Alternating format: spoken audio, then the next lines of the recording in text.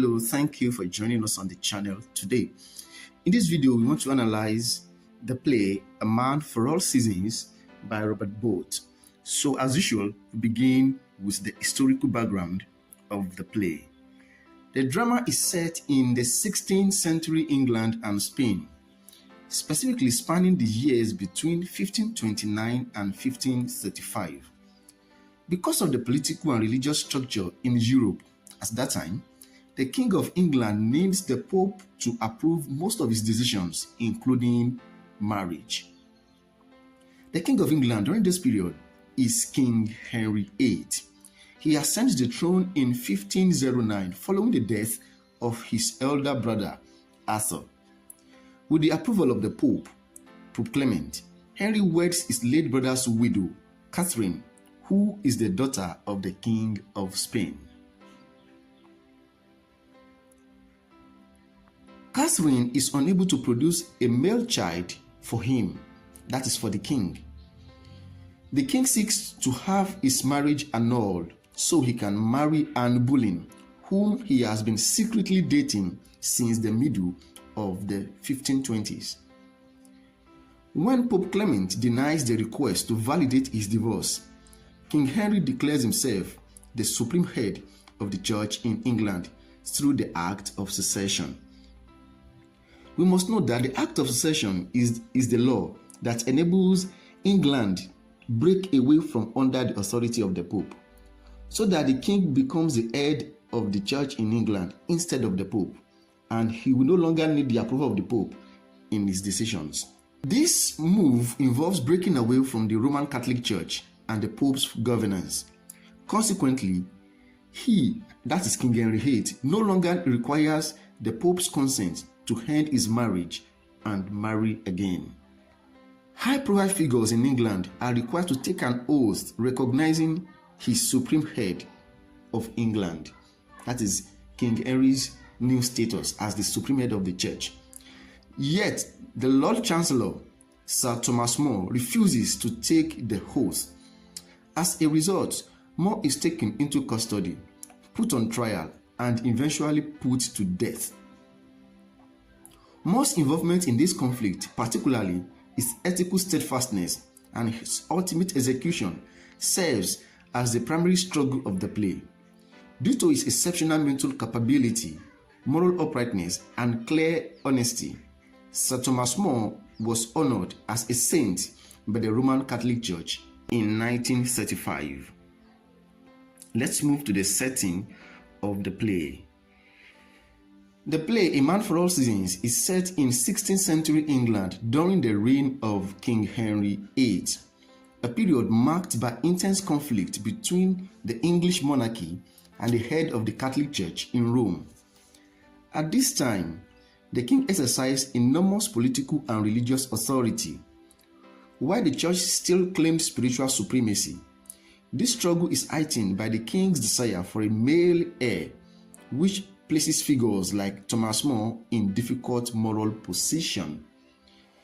Figures like Thomas More are placed in difficult moral position, and even Bishop Fisher, because they have to swear the oaths of support, the oaths of approval that they support the king in breaking away from under the authority of the Pope and now establishing himself as both the king, that is the monarchical leader, and the head of the church, that is the religious leader.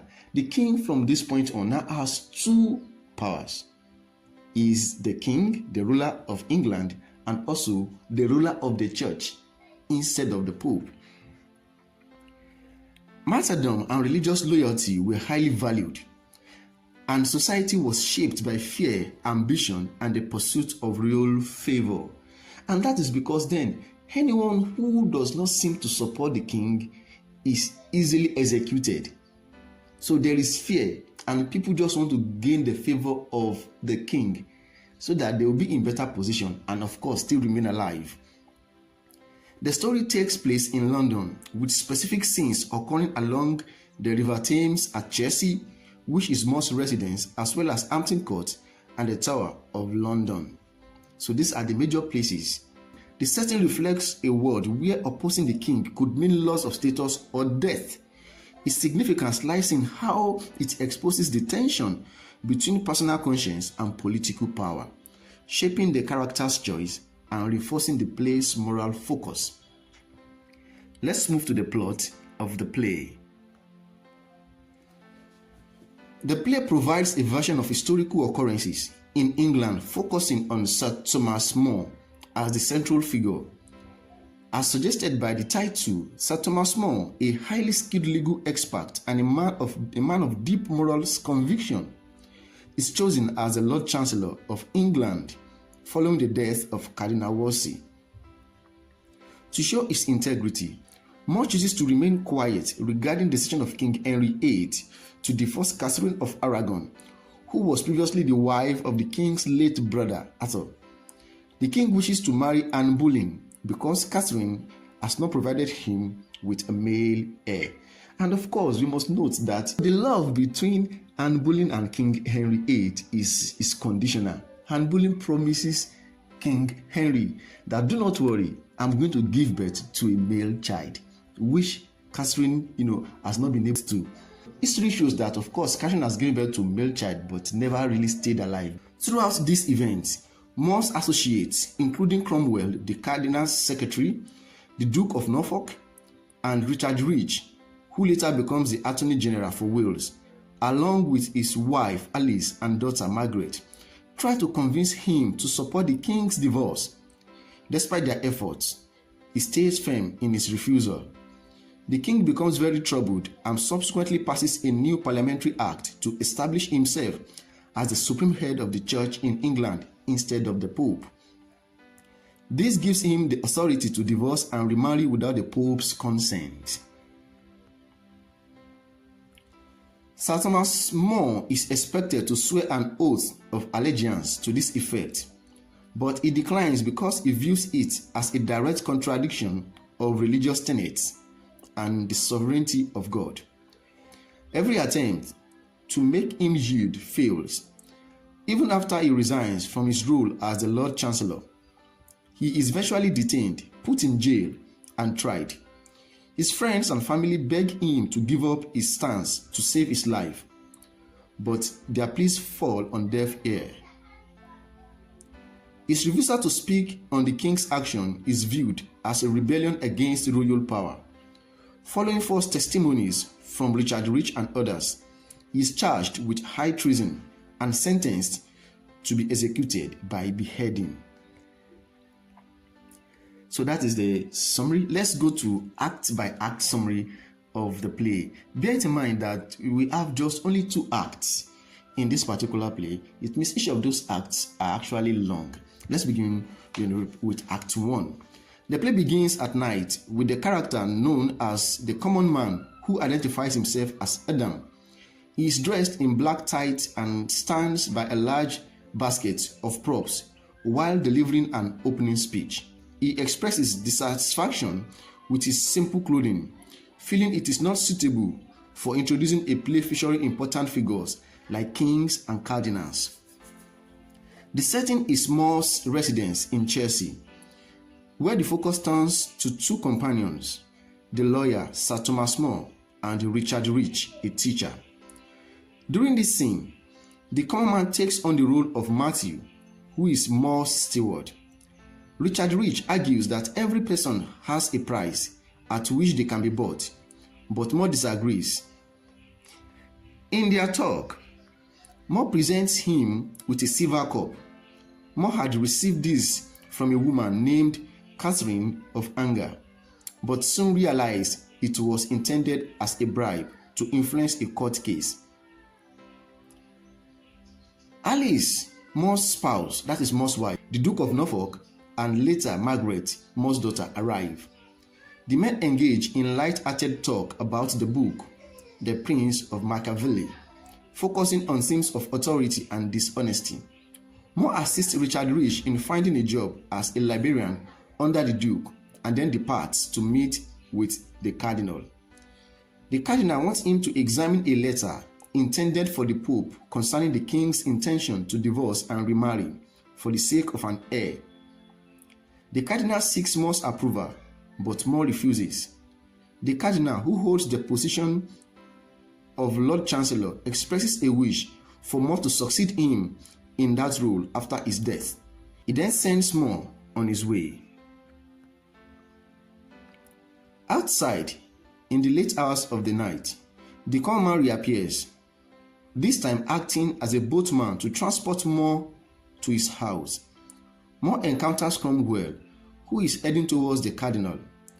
Later, he meets Chapais, the Spanish ambassador, who informs him that the King of Spain will take offense if King Henry insults his Spanish wife, Catherine, by divorcing her. Do not forget, what is the relationship between Catherine of Aragon, that is the king's wife, and the King of Spain? Now, the King of Spain is the father of Catherine. So Catherine is actually a Spanish princess who gets married to an English king, to the King of England. So it becomes a Spanish princess, now becomes an English queen. Once home, More denies William Roper's request to marry Margaret because Roper holds views considered rebellious against the church, specifically Lutheran beliefs. As we can see, More holds the church, the Catholic Church, in a very high esteem, and anything that undermines the Catholic Church, that undermines the Pope or the Catholic tenet, More will never support. This is more of the reason More does not support the king declaring himself as the head of the Church of England, taking the position of the Pope. The same reason he does not allow William Roper to marry his daughter. The same reason, because of this religious belief. The common man returns to the stage to report that Cardinal Wolsey has died and that Thomas More has been appointed as a new chancellor. We observe Cromwell attempting to build a relationship with Richard Rich to gain access to More. Chapais enters the scene. Cromwell mentions the upcoming launching of the Great Harry. While they discuss More's ethical reputation regarding the king's divorce, More's house manager, that is Matthew the steward, enters. They attempt to extract details from him about how his master feels about the divorce and offers him money before leaving. At More's house, his family and Norfolk are anxious about his absence, especially since the king is expected shortly. More returns just before the king arrives. The king has a brief friendly conversation with Margaret about her impressive skills in Latin and academics. Here, Margaret is actually very good at speaking the Latin language. She's even better at the language than the king. And we learned that the king feels somehow defeated when he comes across Margaret, someone who can speak the Latin language more than he can. The king tells More that before Wolsey passed away, the cardinal was guilty of treason for wanting to become the pope. When More declines to support the divorce, the king becomes angry and disappointed, warning More that he will tolerate no odors to his plan. Of course, in the king's words, the king told More that More should lay low if he chooses to lay low, but he will never brook any opposition. Lay low if you will, but I will brook no opposition. This particular statement from the king is a threat to More that if you come against my decision to remarry, to divorce Catherine, to become the head of the Church of England, I will likely end your life. That particular statement from the king, that is the meaning. It is a big threat. As it reaches 8 o'clock, the king leaves to attend to a dance with Anne Boleyn. Alice urges More to submit to the king's wishes for his own safety. So at this point, it is becoming intense. We already know that the king is very serious and he will likely kill anyone who stands on his way to divorce Catherine of Aragon and marry Anne Boleyn. When Richard Rich arrives, he informs More that Cromwell and Chapais are trying to find out secrets about him, primarily through his manager, that is Matthew. Richard Rich asks More for a job, but More declines to hire him. That is because More does not trust Richard Rich, so he refuses to hire him. Roper, who has since revised his religious views, debates with Moore about the difference between the laws of human and the laws of God. Moore argues that safety is found in God's law, which he describes as mysterious, whereas human law is like solid ground. The setting changes to a tavern where the common man acts as the landlord. Cromwell gets details from Richard about the silver cup Moore accepted from a woman. Richard Rich explains that Moore gave him the cup upon realizing that it was a bribe. Cromwell obtains this information by promising Richard Rich a position as a tax collector in York. Cromwell has begun to get information about Moore. They are looking for every way to put Moore on trial. They are looking for every way to make sure Moore appears like a bad person so they can see an opportunity to put him in jail. He look like a character. If you examine a character like Richard Rich, he is loyal to Thomas More, yet still betrays him. He's the one that tells Thomas More that these guys are trying to get information from your steward, from Matthew. Yet when they approached him for the same information about the man, he gives them the information. That is the information concerning the silver cup. Let's move on. Let's go to Act 2. The time is midday of May 1532. The common man reads from a book describing an area where people are jailed and hurt without trial under the pretext of defending the Church of England. We see Roper, that is William Roper, now Moore's son-in-law. Yes, remember, Roper has changed his religious belief. So Moore has now allowed him to marry his daughter. William Roper is now a son-in-law to Moore. So William Roper is dressed in black and wearing a cross. He and Moore discuss whether the king has the authority to lead the Church of England. As usual, Moore keeps his thoughts to himself. So whenever it comes to the debate whether the king is right to declare himself as the head of the Church of England, Moore does not give his position, whether he supports it or not. Instead, he remains quiet. Even when he and his own son-in-law are discussing the issue, Moore refuses to talk, to take a specific position. Charles arrives and suggests that Moore should resign as Chancellor to protest the king's challenge to the Pope's power. Norfolk then arrives with the news that Parliament has passed the act making the king the supreme head of the church. Moore resigns and asks his daughter to take off his official shame. Norfolk views this as an act of fear and claims Moore is giving up a comfortable life for the sake of a theory. Moore's wife and daughter, Alice and Margaret, and Roper try to find out what he has said about the king's divorce, but insists he will remain silent. Since Moore can no longer pay his manager, here when we talk about Moore's manager, we are talking about Moore's steward, and that is Matthew. He dismisses Matthew since he can no longer pay him. Cromwell and Norfolk discuss Moore's refusal to speak on the matter. Cromwell tries to ruin Moore's reputation by bringing in Catherine of Anger to testify about the bribe. You see that Cromwell is very instrumental in bringing Moore down. He wants to bring Moore down with everything he has. Since he has no other way to make him look like a devilish person, like a corrupt person, then he brings on the case of the cup, which was given to him, that is the cup was given to Moore by Catherine of Anger. Moore did not know that that gift is a bribe. Moore actually thought it was a gift. Upon realizing that the gift is a bribe, he gives the cup to Richard Rich because he will not keep it since it is a bribe. Norfolk also involves Richard Rich to speak about the silver cup, as Moore was the one who gave it to him. Charles visits Moore to offer a letter from the Spanish king and a sum of £4,000 from the bishop as a reward for his stance.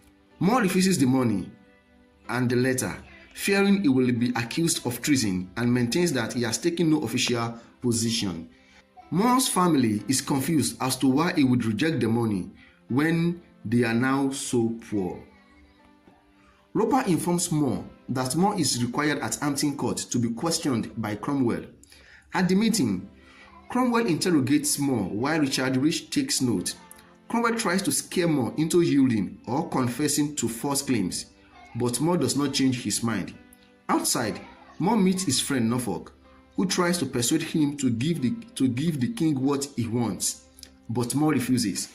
When More gets home, he learns that Parliament has officially passed the Act of Succession and he is expected to take the oath. The scene shifts to a prison where the common man is now the jailer. Various accusations regarding More's alleged defiance to the kings are read to him to force a statement, but he remains unmoved. His family visits him in the tower to convince him to take the oath, but he maintains that he cannot go against his own conscience and God's law. Cromwell reads the charges clearly, while More insists that he has neither supported nor opposed the king, and that his silence should not be seen as a denial. Cromwell argues that silence can be powerful and that they have interpreted it as an act of rebellion. Richard Rich, who has been promoted to Attorney General for Wales, provides false testimony against More. Seeing that More will not yield, Norfolk delivers the verdict that More is to be executed for high treason. Once the sentence is pronounced, More finally speaks his mind, stating clearly that the king and Parliament do not have the power to take over the leadership of the church because it is a spiritual authority. So More's stand is plain, and after More has been declared guilty and sentenced to death by beheading, More now begins to expunge, to speak his mind. He states that the king and even the Parliament do not have the power to take over the leadership of the church, because that position, the leadership of the church, is a spiritual position that is reserved for only the Pope, not the king or anyone. Move to characterization. Begin from the main character, which is Thomas More. Sir Thomas More is the lead character and a tragic figure. He is a brilliant and honest legal professional who becomes Lord Chancellor after Cardinal Wolsey. He is in his late 40s, has a pale complexion, and is of average build. He is a man of great virtue who stays committed to his moral principles even when threatened and mistreated and maltreated. Regarding the king's divorce and the claim of church leadership, he stays quiet to avoid treason charges. His commitment to God is his highest priority. He questions Wolsey about asking the Pope to change a previous decision just for political reasons. He only allows Roper to marry his daughter after the young man changes his religious views. More is betrayed by those he knows, such as Richard Rich, who lies about him in court, and Norfolk, who announces his death sentence. Despite Norfolk being More's friend, he is the one that reads out the death sentence. More argues that his silence should be interpreted as agreement rather than a refusal under the law. And that is true, because under the law, silence means yes, not no.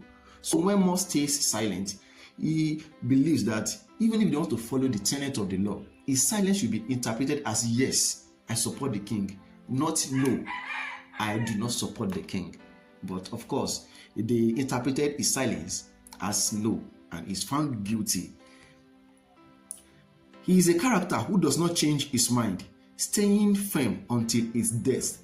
That is where we have the title of the book, A Man for All Seasons, because More does not change. In every season, in all the seasons, he remains the same. So he is a man for all seasons, and this particular trait leads to his death. And that is why we regard More as a tragic hero, because the good character in him leads to his death. He's an unchanging character, and his unchanging nature leads to his death. Despite the pleas of his family, he follows his conscience, which he believes aligns with the laws of God. Some might see him as naive for not adapting to the times and sticking so close to his principles. He is also very kind with his manager, that is steward, noting that he would give anything to anyone. More is truly a man for all seasons because of his bravery and honesty. After his sentence is confirmed, he finally speaks out against the king's action before being executed. Let's go to the second character here. We have Margaret More, More's daughter. Margaret More is an attractive and well-taught young woman in her mid-20s. Her father loves her dearly, and that is Thomas More. Thomas More is the father of Margaret More. Thomas More loves her dearly. She is very talented in Latin, even surpassing the king. She eventually marries William Roper. She is the only person who truly understands her father, though she still asks him why he will not take the oath. More explains to her that an oath is a serious promise to God that involves one's entire soul. The next character that we're going to talk about is Alice More, and that is More's wife. Alice More is the wife of Thomas and is in her late 40s. She is brave but often irritable and likes to wear fancy clothes. She cannot understand why her husband will not just agree with the king. She has great respect for him and considers him the finest man she has known. She came from a lower social class but has become a respected lady. Let's move to the common man. The common man is in his late middle age. He has a large stomach and a funny appearance. He shows a simple kind of friendliness, often expressed through basic comedy. He takes on many roles in the play, including More's steward, Matthew. He also plays the role of a boatman, an innkeeper, a jailer, and a member of the jury. And at last, he plays the role of the executioner that actually beheaded Thomas More. The writer uses him to provide the introduction and to comment on the events of the play. He acts as both a storyteller and a commentator. Let's move to Richard Rich. Richard Rich is in his early 30s and works as a scholar, but he deeply desires power and wealth. He betrays More by giving false evidence in court. Although he respects More, his love for status and money is stronger. More does not trust him and refuses to give him a job. Cromwell tempts him with a better social position. The word rich appears twice in his name. If you look at his name, Richard, rich. If you look at the word rich, appears in Richard, also appears in rich. This is a testament to his excessive desire for position and riches. Richard eventually becomes the Attorney General for Wales. He dies in his sleep years after More is killed. Let's move to Thomas Cromwell. Cromwell is in his late 30s and a lawyer who serves as Wolsey's secretary. He is the main opponent of Thomas More and does everything possible to force More to yield or face punishment. He uses the promise of a high office to get Richard Rich to lie about More. He enjoys his political power and acts as the king's representative. More views him as a wicked figure. It is later revealed that Cromwell is eventually charged with treason and executed, just like Thomas More. So even Cromwell had the same fate as Thomas More. Later, that part is not covered in the play. The next character is Cardinal Wolsey. Cardinal Wolsey is an elderly man with a large, frail body dressed in red. He serves as cardinal and the Lord Chancellor until his passing in 1530. The author describes him as a very clever and ambitious, but also very miserable. He is said to have committed treason, though he dies before he can be punished. Next character is the Duke of Norfolk. Norfolk is in his late 30s, full of energy, but not particularly bright. He is a solid man who follows a simple code of duty. He truly cares for More and tries his best to convince him to obey the king to save his life. However, he is the one who eventually reads the charge and the death sentence in court. Let's move to Signature Pies. Signature Pies is in his 60s and serves as the Spanish ambassador. His main job is to report on More's vicious character to King Charles of Spain. He tries to give More a letter from Spain, but More refuses to touch it to avoid being accused of treason against King Henry. Let's move to William Roper. William Roper is a lawyer in his early 30s. More initially refuses to let him marry Margaret because of his Lutheran views. He later changes his religious stance to gain More's approval. He often has very strong but changing opinion and can seem unreliable because he lacks a steady career. Let's move to King Henry. King Henry VIII is a young ruler. He became king in 1509 after his brother Arthur died. He married Catherine of Aragon with the Pope's blessing, but since she has no son, he wants to divorce her for Anne Boleyn. When the Pope refuses to help, Henry makes himself the head of the church. He uses Cromwell to try to win more over and even visits More personally, acting friendly towards Margaret. He is very angry at More's refusal to support him and warns that no one can stop his plan. He eventually dies of a disease years after More's death. Let's move to Catherine of Aragon. Catherine of Aragon is a Spanish princess and the widow of Arthur, who then married King Henry. She is eventually divorced by Henry. Her marriage was originally a way to create a political alliance between Spain and England. Let's move to the second Catherine, that is Catherine of Anger. The woman, Catherine of Anger, is a person who attempts to bribe More with an Italian silver cup. In the play, it is called an Italian silver goblet. Goblet actually means a cup that she bought for 100 shillings. She actually bought the cup 100 shillings. She's in her 50s and is described as being very selfish and incensed. Well, maybe that is why she's called Catherine of Anger, because when someone is easily incensed, that means the person easily gets angry. Let's move to the next character, Anne Boleyn. Anne Boleyn is the woman Henry marries after the first divorce. She becomes the mother of Queen Elizabeth I. Let's move to the next character, whose name is Cranmer. Cranmer is the Archbishop of Canterbury and he is in his late 40s. He only appears when More is in prison, along with Cromwell and Norfolk. He tries to get More to change his mind but fails. He does not seem to have much personal faith and views his role in the church mainly as an administrative job. Let's move to the next person, King Charles. King Charles is the monarch of Spain. He is the king of Spain and the father of Catherine of Aragon. We move on. King Arthur. So here there is a mistake. You're supposed to have King Arthur, not King Charles. King Arthur. King Arthur. Little is known about King Arthur in the play. He is the older brother of Henry and the previous king of England, and of course is the former husband of Catherine of Aragon. When he dies, Catherine of Aragon now becomes the wife of his younger brother, King Henry. Let's move to the themes of the play. The first theme is the themes of friendship and betrayal. Friendship and betrayal are shown through Richard Rich and Norfolk.